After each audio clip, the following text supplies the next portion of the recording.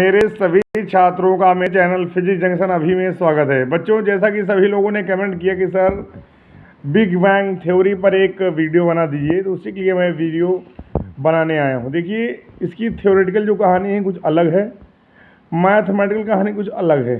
देखिए, अगर देखा जाए कि जो बिग बैंग थ्योरी है, इसका हिंदी होता नाम है महाविस्फोट सिद्धांत। महाविस्फोट सिद्धांत, जिसका श्रेय जो है दो साइंटिस्ट हैं, एक हबल हैं और एक है लैमेट्रे। तो हबल और लैमेट्रे दोनों को जाता है, लेकिन मेनली हबल को जाता है। क्यों? क्योंकि हबल ने बहुत कुछ बताया इसके बारे में। लैमेट्रे ने अपनी ये जो महाविस्फोट सिद्धांत को क्लियर किया जब हमारे साइंटिस्ट आइंस्टीन की जनरल थ्योरी ऑफ रिलेटिविटी आई, उससे उन्होंने उसी से रिलेटेड करके इस महाविस्फोट सिद्धांत या बिग बैंग थ्योरी को समझाया। जनरली जो बिग बैंग थ्योरी है ये यूनिवर्स के एग्जिस्टेंस से रिलेटेड है। हमारे यूनिवर्स कब अस्तित्व में आया, कब हमारा जीवन संभव हुआ, कैसे एलिमेंट्स बने, ये सब बिग बैंग थ्योरी से कंफर्म हो पाया। और लगभग जो चीज़ें सत्य पाई गई ये बिग बैंग थ्योरी से ही क्लियर हो रही हैं, और ये सही भी माना गया कि घटना परिघटना हुई होगी।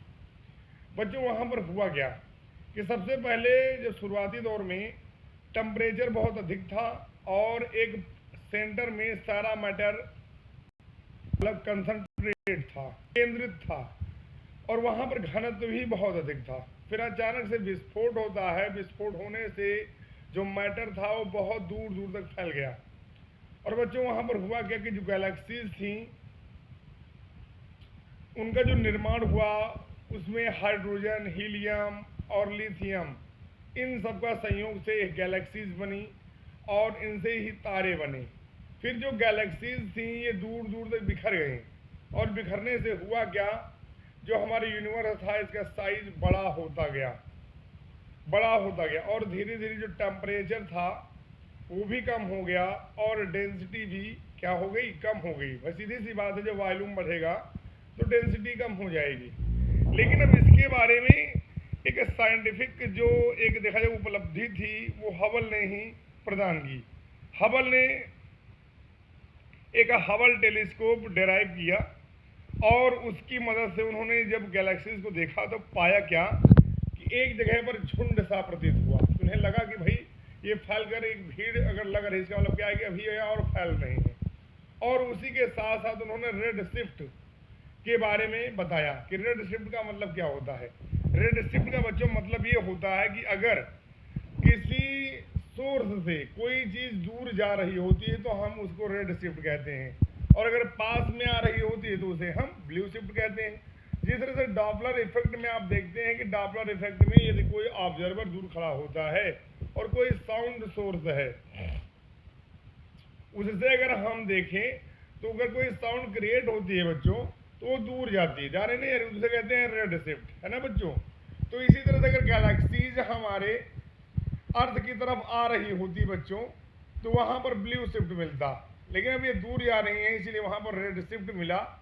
ये सब चीज़ों के आकलन के आधार पर सिद्ध हुआ कि हमारा जो वर्ल्ड है, हमारा जो यूनिवर्स है ये एक्सपैंड कर रहा है। और हबल ने एक अपना नियम भी दिया।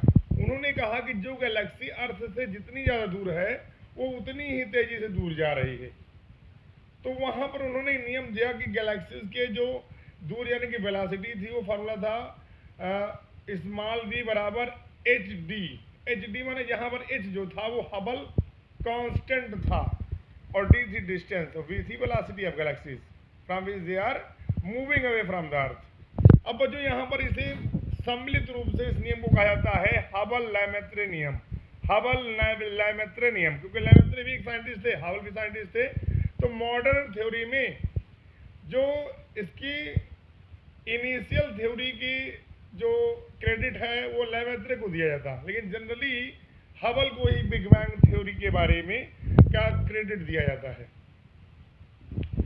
तो अब लेकिन हबल ही एक ऐसे वैज्ञानिक हुए, लैमेत्रे ही ऐसे वैज्ञानिक हो जिन्होंने इस पर वर्क किया कि हमारा जो यूनिवर्स है उस समय एक्सपैंड कर रहा था जब उन्होंने थ्योरी दी। लेकिन अब मामला ये हुआ कि अब इस पर बहुत ज़्यादा रिसर्च नहीं हो रही है, क्योंकि वहीं से धीरे धीरे ब्लैक क्योंकि तो ब्लैक एनर्जी, ब्लैक मास, ये सब चीज़ें अस्तित्व में आने लगी कि जितना कुछ भी हम देख पा रहे हैं, जो भी कर पा रहे हैं, वो टोटल का 5% है, 95% हाइड है। ये सब चीज़ें वहीं से धीरे धीरे कॉन्सेप्चुअल रूप में आई। तो कहने का हमारा ये मतलब हुआ कि जो हबल थे उन्होंने वर्ल्ड के एक्सपेंशन के बारे में बहुत ज़्यादा कार्य किया, इसलिए हबल बहुत ज़्यादा फेमस हुई और हबल ने हबल टेलीस्कोप को भी जनरेट किया। इसके साथ साथ अगर देखा जाए कि यहाँ पर इसका जो एक्सपेंशन है या कंट्रैक्शन है बच्चों, वो एक टाइम स्पेस ग्राफ से क्लियर होगा बच्चों, जिसको हम मैथमेटिकली आपको अगले वीडियो में प्रोवाइड कराएंगे। वहाँ पर एक जो एवरेज डेंसिटी है यूनिवर्स की, वो बताएगी कि जैसे मान लेते हैं कि यूनिवर्स की भाई एवरेज डेंसिटी निकालो, क्योंकि हर पॉइंट पर यूनिवर्स यूनिफॉर्म तो होगा नहीं, कहीं पर पार्टिकल्स का जो कम्युलेशन है वो अलग तरह का होगा, अगले पॉइंट पर कम्युलेशन अलग तरह का होगा। तो वहाँ पे जो डेंसिटी निकालते हैं वो एवरेज होती है। भाई जो कोई चीज़ यूनिफॉर्म नहीं है और सेम फिजिकल क्वांटिटी से बिलोंग करती है, तो उसकी करेक्ट वैल्यू को फाइंड करने के लिए बच्चों हम एवरेज शब्द का इस्तेमाल करते हैं। तो वहाँ पर एक क्रिटिकल डेंसिटी भी बताएगी कि इसके ओवर अगर हमारी यूनिवर्स की डेंसिटी होगी तो यूनिवर्स किस तरह से हमारा डेवलप होगा, इसको हम कल ग्राफ से क्लियर करेंगे। लेकिन एक बात और बताएगी कि जिस तरह से हमारा यूनिवर्स जो था वो बिग बैंग से जनरेट हुआ, उसी तरह से अब आगे जब भी कभी ख़त्म होगा तो उस घटना को कहेंगे बिग क्रंच। क्या कहेंगे बच्चों? Big crunch. बिग क्रंच का मतलब ये होता है, बिग क्रंच का मतलब ये होता है जब टाइम और स्पेस ग्राफ क्या कर जाएंगे, मिल जाएंगे एक दूसरे को, यानी एक दूसरे को एक पॉइंट पर कट कर देंगे, तब जाकर के वहाँ पर होगा बिग क्रंच और दुनिया का हो जाएगा विनाश। तो बच्चों बिग टाइम, क्योंकि फिजिक्स में बच्चों देखा जाए, अगर फिजिक्स को हम ग्राफिकल बच्चों रिप्रेजेंट करते हैं, जैसे ग्राफ बना रहे हैं फिजिक्स में, तो फिजिक्स में जो डायमेंशंस होती हैं, डायमेंशंस, उसमें टाइम भी एक डायमेंशन के तौर पर जुड़ जाता है। तो टाइम के रिलेटिव में हम सारी चीज़ों को बताते हैं, इसीलिए वहाँ पर टाइम जो होता है वो हमारा एक इंडिपेंडेंट वेरिएबल के रूप में काम करता है और सारी चीज़ों को हम टाइम के रेस्पेक्ट में बताते हैं। तो उम्मीद करते हैं इस वीडियो से आप सभी को कुछ सीखने को मिला होगा और भी चीज़ों को हम नेक्स्ट वीडियो में क्लियर करेंगे। धन्यवाद।